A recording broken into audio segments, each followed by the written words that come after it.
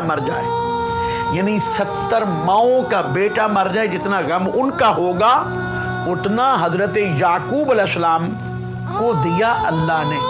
کیوں دیا؟ حضرت یوسف علیہ السلام پر ہونے والے ظلم کی وجہ سے۔